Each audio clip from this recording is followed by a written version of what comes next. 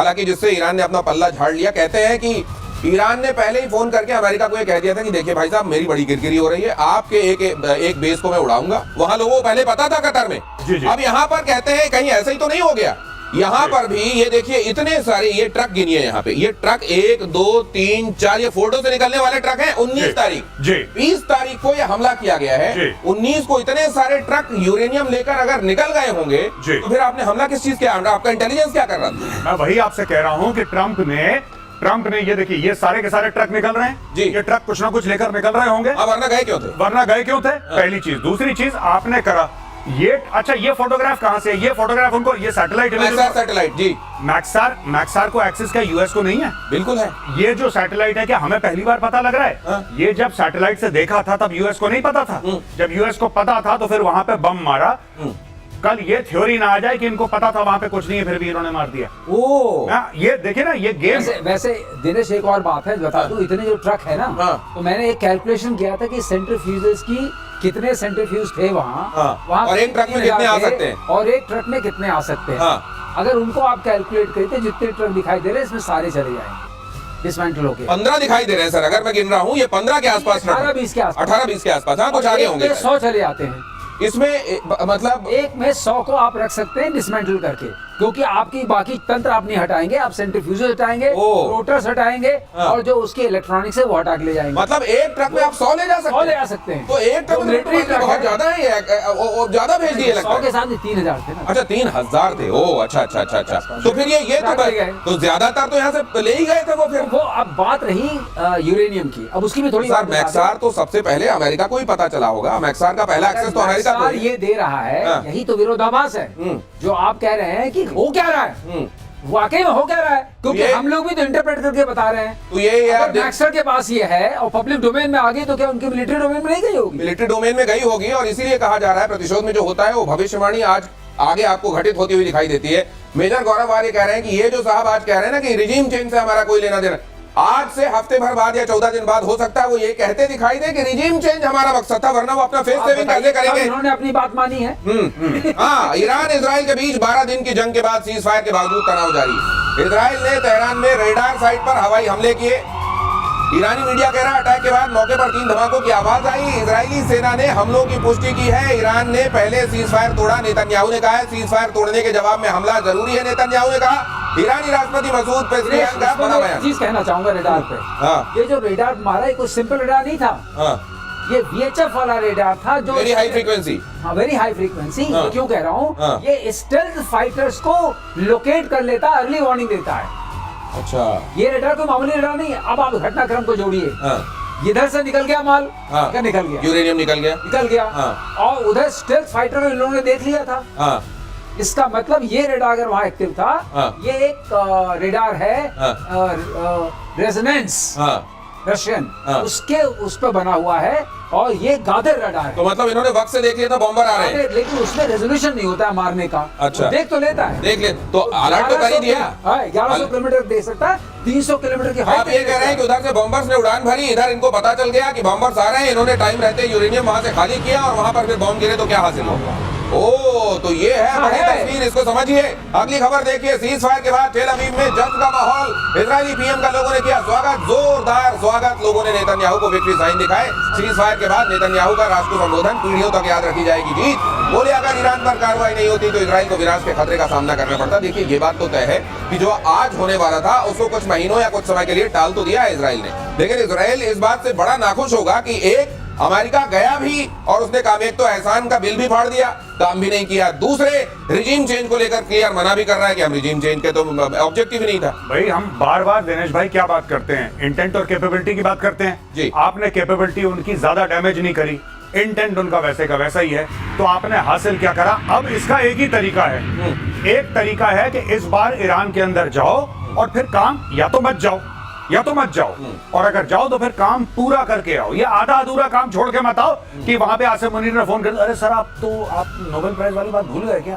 अच्छा cease fire, अरे मुझे तो नोबेल हाँ। ऐसा मत करो। हाँ। अगर आप ऑपरेशन कर रहे हैं इस बार, और मैं एक और बात बता दूं, जी। ये जो सो कॉल्ड सीज फायर है, जी। अभी फिर से एक बार भयानक युद्ध भड़केगा। हाँ। इजराइल नहीं छोड़ेगा 100%। अच्छा। कई लोग खुशियां मना रहे हैं, कई लोग खुशियां मना रहे हैं, और पाकिस्तानी तो बहुत, जैसे कि वही ऑपरेशन सिंदूर में जूते खाने के बाद फिर पाकिस्तानी खुशी मना रहे हैं, तो ईरान के लिए भी पाकिस्तानी खुशी मना रहे हैं। मैं सिर्फ एक बात ये कह रहा हूं कि इजराइल फिर से ठोकेगा ईरान को बुरी तरीके से, और अमेरिका को आज नहीं तो कल नहीं तो परसों इसमें आना पड़ेगा। ये इनकी मजबूरी है, और उसका भी कारण मैं आगे बताऊंगा। ये जो सिग्नलिंग कर रहा है ना चाइना को ट्रम्प, ट्रूथ सोशल पे डाल रहा है कि चलो तुम ईरान से तेल खरीद लो, आपने देखा होगा कि बेटा तुम जाके, अरे चाइना तुम्हारी परमिशन ले रहा है तेल खरीदने से पहले। 1.8 million barrels a day, 90% of Iran export of oil goes to China.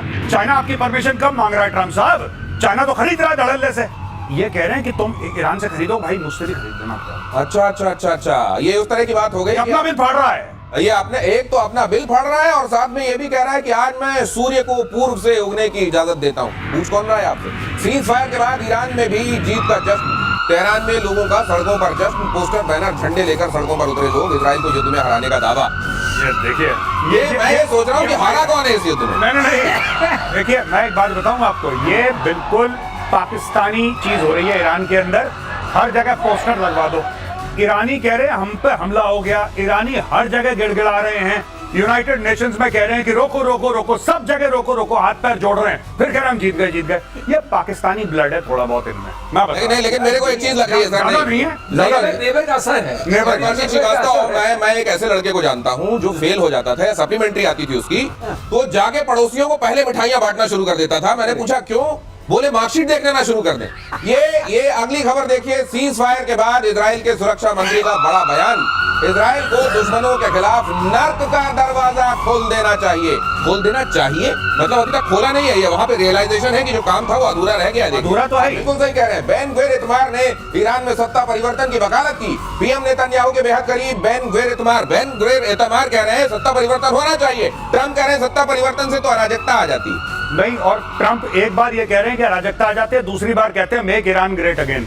ये दोनों चीजें ट्रम्प कह रहे हैं। देखिए ट्रम्प का भी अच्छा है, उसको दोनों हाथ में लड्डू चाहिए, कभी ये खाएगा कभी ये, उसकी मर्जी है, उसको जैसे पहले नोबेल मिल जाए वो उसको मतलब दैट्स ओके। नहीं, लेकिन एक चीज है, आप जिसको भी आप बताइए, आपको कितना विश्वास है कि जो ट्रम्प बोल रहे हैं कल भी वही बोलेंगे? नहीं, ये तो उनको भी खुद को भी भरोसा नहीं है। वो कहता है ना कि मुझे खुद नहीं पता मैं क्या करने वाला हूं, मैं क्या बोलूंगा। ये वो ट्रम्प के साथ है, मुंह है कि मानता नहीं, वो कभी भी कुछ भी बोल सकते हैं। लेकिन सवाल एक है, वो तमाम कंट्रीज जिनकी तरफ ट्रम्प की, अमेरिका की नजर चली जाती है, ट्रम्प के खास तौर से, मेक फलाना ग्रेट अगेन, अब हाथ जोड़ लेंगे भाई साहब हमको ग्रेट नहीं बनना, ये यूक्रेन को ग्रेट अगेन, ये अफगानिस्तान ग्रेट अगेन, ये सब अब ईरान ग्रेट अगेन। अगली खबर देखिए, ईरान में सत्ता परिवर्तन की इजरायली डिमांड के बीच अमेरिकी प्रेसिडेंट ट्रम्प का एक और बयान लीजिए। मैं ईरान में सत्ता परिवर्तन, यही मैं कह रहा था, नहीं चाहता सत्ता परिवर्तन, अराजकता लेकर आता। ईरान के पास बहुत तेल है, वो बेहतर कर सकता है। देखिए मतलब दुनिया भर की बातें करने के बाद तेल, वो उसको वो अपना भला खुद कर सकता है, फलाना कर सकता है, अराजकता फैलेगी, तेल, उसके बाद तेल बहुत अपना अच्छा करता है, सीधे बोल देते भाई साहब तेल। इनको यूक्रेन में क्या दिख रहा था? मिनरल्स। आप सुना है बलूचिस्तान को लेके बात कर रहा है पाकिस्तान, रेयर अर्थ बहुत है, ले लेना। इनको यही दिखता है, सबको सब कुछ दिखता है, इनको सिर्फ यही दिखता है। ये इतना सारा, मैं ये समझना, मैं ये दो तीन बातें समझने की कोशिश कर रहा हूँ। एक तो Pakistan mid air fuelling refuelling कहां पर हुई, ये बात वो कह रहा है भारत के एयर स्पेस का इस्तेमाल हुआ। इधर से कहा जा, वो पाकिस्तान ने जो टॉर्च दिखाई थी आपने पहले दिन दिखाया, क्या ईरान को ये पता नहीं कि खुशियां जरूर मना रहे हैं लेकिन मेरे हितैषी नहीं है पाकिस्तान के लोग? बिल्कुल सही है, बिल्कुल पता है, और ये इनके ऊपर एयर स्ट्राइक कर चुके हैं, और इनको ये पता है कि जो बलूचिस्तान वाला मसला है उसमें ये भी शामिल है। तो सब मिला जुला के पाकिस्तान से ईरान बहुत सावधान और सतर्क रहता है। ये उम्मा की बात चल के जितनी बात हो जाए, और आपने वो भी देख लिया उम्मा कैसे चलता है, ऐसे चलता है कि वो जाके बेचा है सब कुछ, अब आके यहाँ बोलने लगी। जब लोगों ने विरोध किया तब मुनीर जी ने मुनीर ने मुंह खोला। आपने सुना कभी? आपने सुना? उसने रख रखा है प्रधानमंत्री मुंह खोलने के लिए, वो कहता है ये मेरा छोटा भाई है, ये बकवास करेगा, ये तो काम ही वही करता है। ट्रम्प क्या है? ट्रम्प इज बड़े भाई हैं sir, Trump is English speaking Khawaja Asif. वो इंग्लिश स्पीकिंग ख्वाजा आसिफ है ट्रम्प। ये अगर वो छोड़ता तो ये भी छोड़ता। ऐसा वो पार्लियामेंट से बोलता है, ये एयरक्राफ्ट के, हाँ ये इधर से बोलते हैं। हमला करने के बाद ईरान ने कतर से मांगी माफी। अगली खबर देखिए, कतर और उसके लोग हमारे टारगेट नहीं है, ईरान ने कहा। हमने अमेरिकन बेस पर अटैक किया था, ईरान ने कहा कतर हमारा भाई मुल्क है। तो ये समझ में नहीं आता, भाई भी रहते हैं, फिर ये चतुराई भी रहती है। कतर के शेख ने फिर से ईरान की आलोचना की। कतर पानी पी के गाली दे रहा है, ये कह रहे हैं नहीं नहीं हमने तो केवल वहाँ उसको अमेरिकन बेस को निशाना बनाया था, और वहां पर कतर को कहते हैं ये भी इन्होंने पहले बता दिया था कि भाई देख एक मारना पड़ेगा। और अमेरिका को भी ये फोन कर दिया, इज्जत की बात, क्योंकि वहाँ तमाम जगह पर लोग ये कह रहे हैं कि हमको तो मालूम था, हमको पहले कह दिया था कि इस जगह से दूर रहना। जब कुछ साल पहले इन्होंने अमेरिकन ने कासिम सुलेमानी को मारा बगदाद एयरपोर्ट के बाद, तो गाड़ी में जा रहा था, ऊपर मारी, हेलफायर खत्म कर दिया कासिम सुलेमानी जो कुड्स फोर्स का हेड था। तब आपको पता है दिनेश, तब भी जब ईरान ने बोला कि अब हम छोड़ेंगे नहीं और हम मार देंगे जान से, बड़ी लंबी चौड़ी इन्होंने स्पीच दी, बहुत लंबी चौड़ी स्पीच दी। उसके बाद चुपचाप अमेरिकन को फोन करा कि इस फलाने बेस पे इतने बजे हम मिसाइल मारने वाले, देख लेना भैया तुम्हारा खाना तुम दिल दो, हमारा खाना हम दिल देंगे। अमेरिकन हट गए वहां से, वहां पे बम गिरे, कुछ उन्होंने उड़ा दिए पहले ही, कहानी खत्म हो गई। एक अमेरिकन कुत्ते को खरोच नहीं आई। इंसान तो बहुत बड़ी चीज है, अमेरिकन कुत्ते, क्योंकि उनके केनाइन यूनिट्स भी रहती हैं, इसलिए कहता हूं वहां पे एक कुत्ते को खरोच नहीं आई। ये है ईरान की बमबारी। तो ये सब पहले बता देते कि इनको पता है कि अगर कोई अमेरिकन मरा तो फिर रजीम चेंज कर देंगे। तो अगर आप ये समझते हैं कि केवल क्रिकेट में मैच फिक्स होता है तो फिर से सोचिए ऐसे खतरनाक मैच भी फिक्स हो सकते हैं कि अगली खबर देखिए, अमेरिकी हमले पर पाकिस्तान ने ईरान को दिया धोखा। हमले की पहले निंदा की, फिर बैकफुट पर आया। राष्ट्रीय सुरक्षा समिति की मीटिंग में अमेरिकी हमलों का जिक्र नहीं, निंदा को चिंता व्यक्त करने वाला कदम बताया। निंदा टू चिंता, फ्रॉम निंदा टू चिंता व्यक्त करने वाला, ये बिल्कुल चिंता, पहले निंदा करी, फिर उन्होंने चिंता व्यक्त अभी की। आपको मैं बता रहा हूँ, इसके बाद ये चिंतन करेंगे। नहीं सर, एक चीज और, निंदा चिंता चिंतन, ये निंदा चिंता चिंतन जो करते हैं, इसी चिंतन में ये लोग कई बार ट्विटर में कुछ लिख देते हैं और वहां लिखना कंडेम ही चाहते हैं, और उसके बाद दुनिया कहती है, जब इनको बताती है भाई साहब एक बार होश में आओ जरा, क्या फूक के बैठे हो, फिर उसके बाद उसको सुधारते हैं। तो ये देखिए सिंपल सी बात है, जो इनकी नेशनल सिक्योरिटी कमेटी की मीटिंग हुई थी, वहां पे लोग कह रहे थे कि अब आसिम मुनीर उठेंगे और अब आसिम मुनीर बोलेंगे कि अमेरिका तुमने बहुत, वो तो नमक खा के आया व्हाइट हाउस से।